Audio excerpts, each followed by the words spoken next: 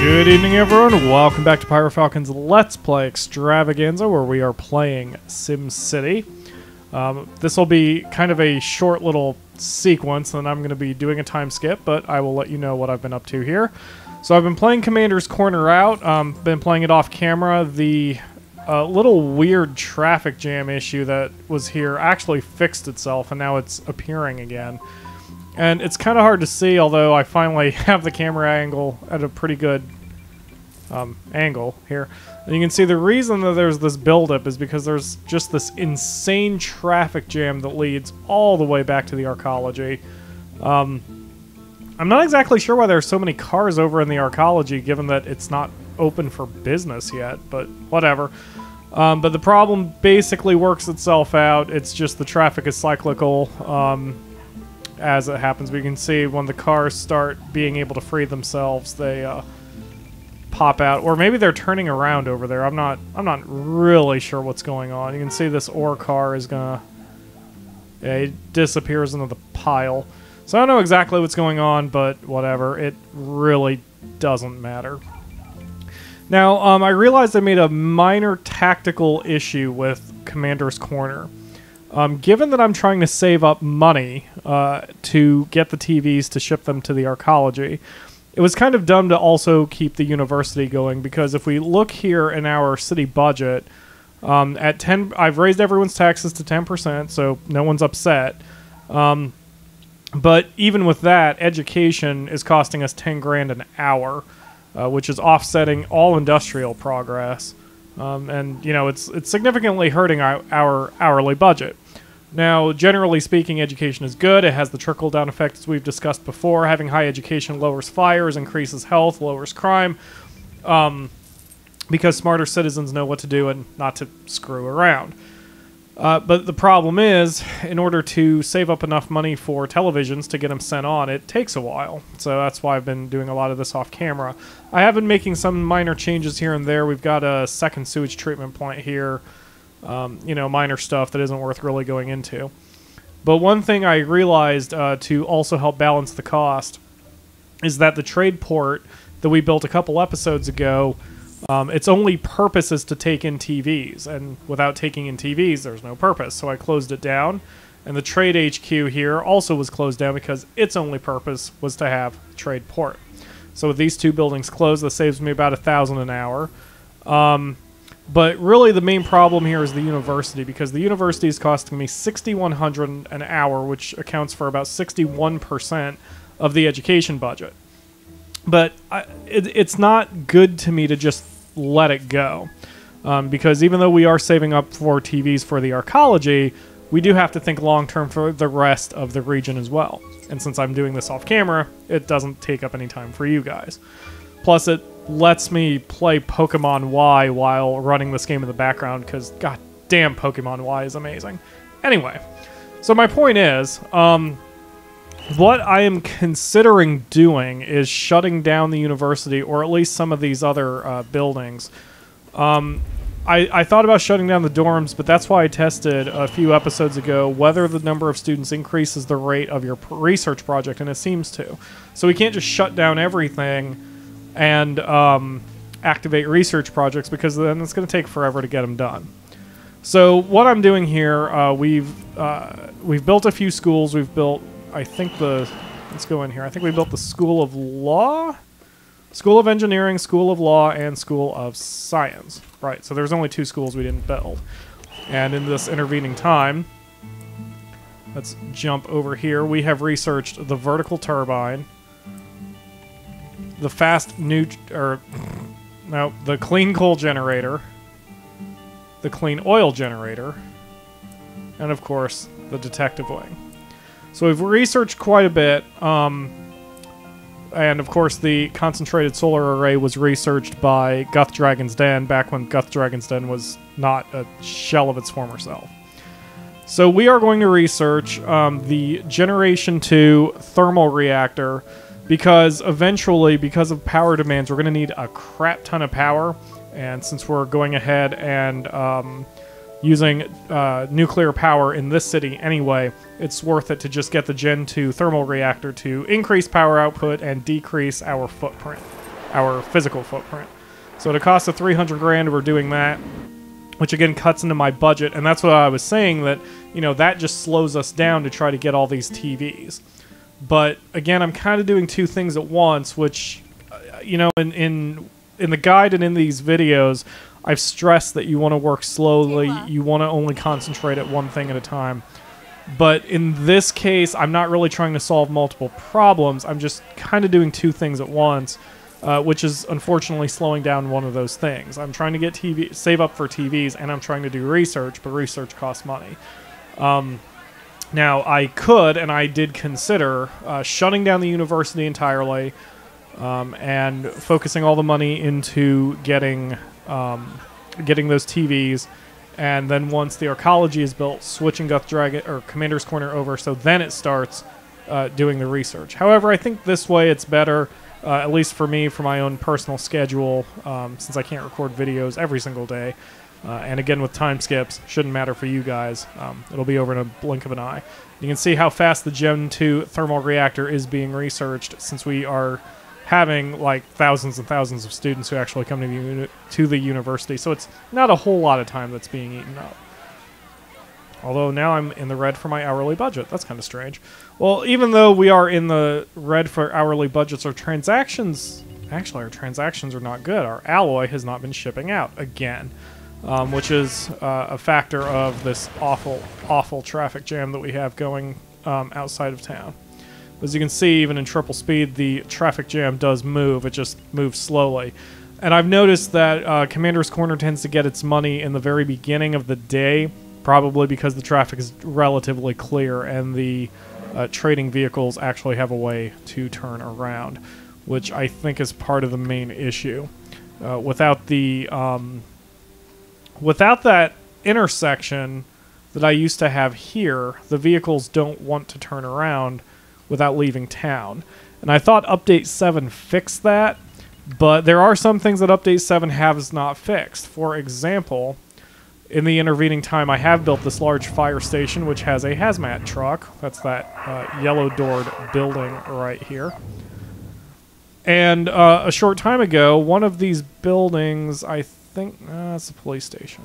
Let's see, which one was it? One of my industrial zones caught hazmat fire even. Maybe it was that one. I don't know. Oh, it was this one. It was the Aura Collective. So the vehicle should, in my opinion, have turned left here and just gone here, but it couldn't do that because of the median.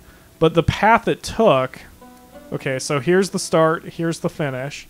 The path it took, it turned down this road, turned right here, which was cool because I thought that's what it was going to do. And I thought it was going to go straight on, then turn left. But what it did instead was it turned left here, came this way, went straight, went all the way over here, and then came around like that. And it would have made sense if this road, this section of road had been busy, but it hadn't. So clearly, there are still some traffic routing problems. I don't think EA is planning on any additional, traffic tuning. So maybe they just did their best and couldn't get it perfect, which, I understand. But still, it can be frustrating depending on the situation such as this. And I think that's part of the reason why we're losing so much money now, because the traffic is so huge and packed at this point. As you can see here, it's currently April, and we shipped some. So you can see a lot of shipments here. I'm actually going to slow down time for a second. You can see a lot of shipments in the morning. We had coal, raw ore, oil, alloy, coal, alloy, a couple shipments of alloy. Then we did the research that, I just talked us through. But since we did the research, we haven't had a single shipment. Oh, there's one, as it makes me a liar. We've only had one shipment of alloy, which has been hurting us. But the monthly profit loss right here is does take into consideration the research that we bought. So $300,000 off this monthly fee. I mean, we're pulling in about $250,000 a month or a day, however you want to look at it. So we're doing okay. It's just because I'm trying to do research as well, it can take a little while. So I'm going to time skip from here now that we're working on our Gen 2 thermal reactor. We're going to keep building up cash while I play Pokemon Y and do laundry. And when you join me again, when I join you again, hopefully we will have the Gen 2 thermal reactor done, move on to the next project, and start getting those TVs in. I did forget to mention one thing. You can see here that our zone color is yellow, and he blathers that there's not enough freight producers. The thing is, if we go into the population panel, as Chris Engel mentioned in the comments, and look at industrial freight, there's no unfilled freight orders. There's nobody unsatisfied. So unless he's just bitching that we have a whole crap ton of unsatisfied shoppers, which we do have and is a bit of a problem, I mean, I don't know what he's complaining about, but there was definitely some sort of strange imbalance with industrial commercial in this city, but it's not really affecting us. I mean, people are upset, but it's within the heck, it's within the realms of you know, being contained. So whatever. I think we'll be all right, and we're just gonna keep going from here. Okay, we are back, and my Generation 2 thermal reactor has been finished, and we can go into the nuclear power plant and compare it to the old one. The current one produces 200 megawatts for 45,000 down and 1,200 an hour. The Gen 2 thermal reactor does double the power production for slightly less than double the down payment and very slightly less than double the hourly cost. So it's better overall, other than the fact that it uses more water. Although I believe it's going to use less water than 2 thermal reactors. So basically what I'm saying is the long-term cost of a Gen 2 thermal reactor is way better than the Gen 1 thermal reactor. However, given the fact that it costs $75,000, there's no reason for me to blow up 2 of my thermal reactors just to build a new Gen 2. So that is a project for a future time. Now, I could also drop 300 grand on the fast neutron reactor, 400,000 rather, 400,000 for it. But keeping my eyes on the prize, that's a little too expensive for my taste. So we are going to make the somewhat unfortunate decision of shutting down the university. This gives me a significant amount of money per hour. Although the students will have nothing to do, technology level may suffer a little bit, and I will keep my eye on it to make sure nothing goes terribly, horribly wrong. But with 2.2 million in the bank, we need about 2.6 million to have all the TVs that we need, but I'm going to reactivate the trading HQ and the trade port, and then once these buildings become active again, we'll start getting the TVs brought in, start sending them to the arcology, and hopefully working on it a little bit more. So let's see. Oh, it already hired people? Sweet. Okay, so we will set televisions to import. And just like last time, I'm going to stop the importing when we hit about 2/3 of a million. That way I have plenty of money in the bank to fix any issues that may crop up, but still spending enough that we get a bunch of TVs. So we'll join again in...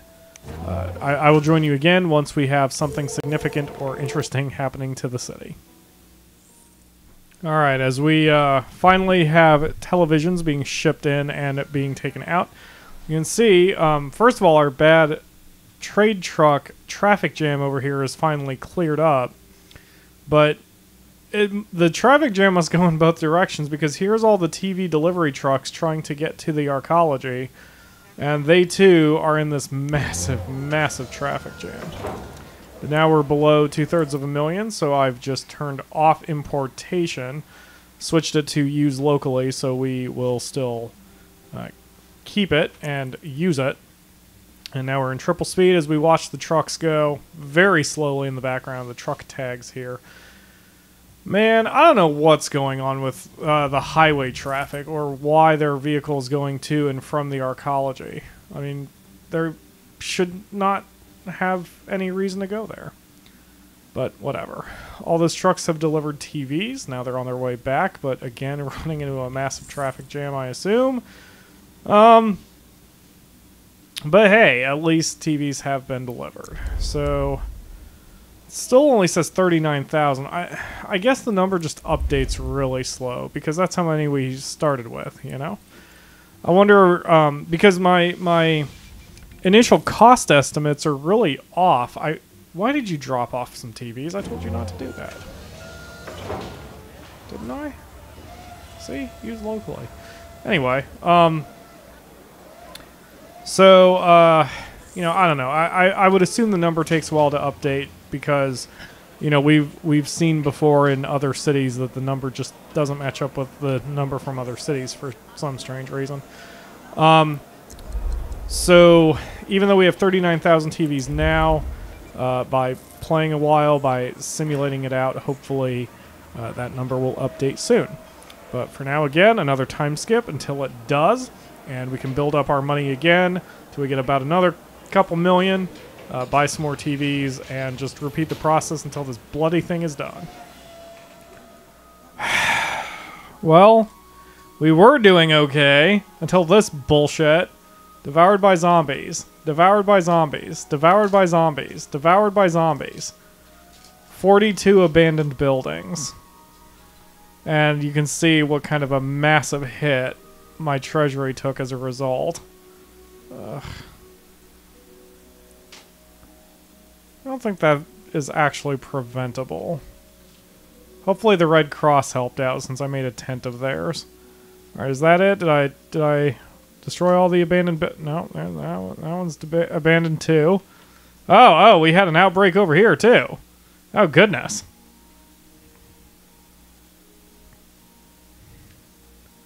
So, thankfully the zombies have retreated now that it's the day. But you can see my treasury took a massive, massive toll. This, in fact, ladies and gentlemen, is why nuclear power plant staffed by idiots. Well, there's nothing I can really do about that until it starts hiring more people. So this is exactly why I wanted to make sure I had a whole bunch of money on hand before while we were still working on the while we were still working on getting the TVs, because when emergencies happen, the last thing you can do is, or the last thing you should do is drain all your income. So it's going to be a little while before we get in good shape again. But luckily buildings are already starting to pop up. We lost like, what, 20, or yeah, about 30,000 people. But we do have some available jobs for the Richie Rich. There's still a whole bunch of unemployed middle income family, or there's a bunch of unemployed middle income workers. There are a bunch of unfilled freight orders, but once the industrial zones get back up to where they need to be, I think we'll be all right. Now the unsafe or the stupid people has resulted from shutting down the university, of course. The tech level, or the education level, has dropped. The tech level has bottomed out. We will reopen the university as a result, but first I've got to get these buildings operational again so we can start pulling in an income, and then we can reopen the university. So it's all very cyclical. We just have to wait for it to happen. But that'll be it for today's episode. We got a lot done. It's taken me about, I think, about 3 hours to record these 20 minutes. But we are on our way, so tomorrow's episode will start up once we recover, if nothing else stupidly horrible happens. So thanks for watching, everyone. See you tomorrow.